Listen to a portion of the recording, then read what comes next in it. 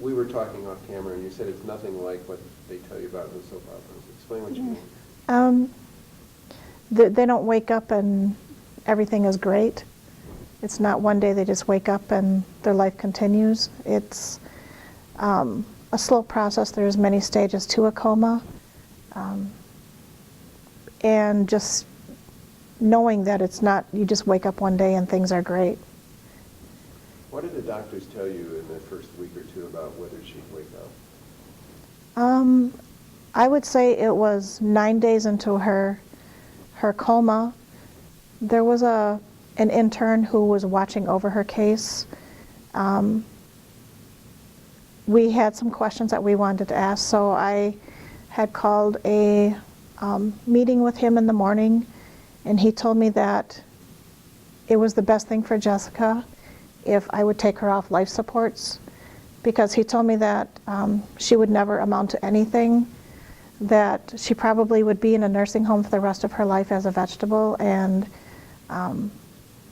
it would probably be a good choice for me to remove her from life supports and just let her go peacefully than to spend the rest of her life in a nursing home. Did you ever ask to speak to a resident or the attending doctor about it? I would say probably that first 3 weeks, it was just such a roller coaster, and you kind of always trust your doctor, whether he's an intern or whoever it is, that they're giving you the right information. And I had talked to my cousin who lives in Chicago, and I told her what was going on, and she said, "Do you want a second opinion?" And I said, "Yes."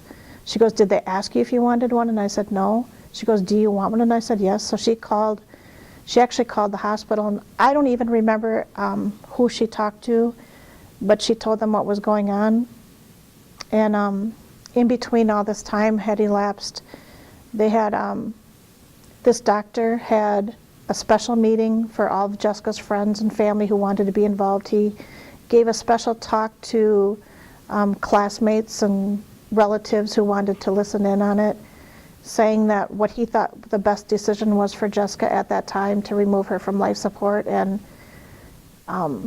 even though she was in intensive care, he let them go in like 2 by 2s to say their final goodbyes to her. And I just remember it was about midnight that night, the nurse came into the waiting room and woke me up and said that the doctor was on the phone and he wanted to talk to me. This was her neuro doctor. And neurosurgeon? And she said to me, she goes, "Sit at the nurse's station and here's a pen and paper, you might want to take some notes."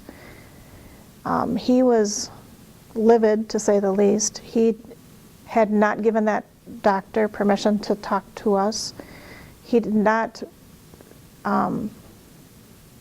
believe that was going to be her outcome. He said, not saying that it's not going to come to that, he said, but her injury's only 9 days old, she's young, she has her age working with her, and basically said, you know, time will tell, it's too early to make any kind of decisions. So he reassured me that that was not his feeling at that time, that it was an intern who talked to me, and that he didn't say it wasn't his place to say it, but he did say that at that time that was not what he had diagnosed her with.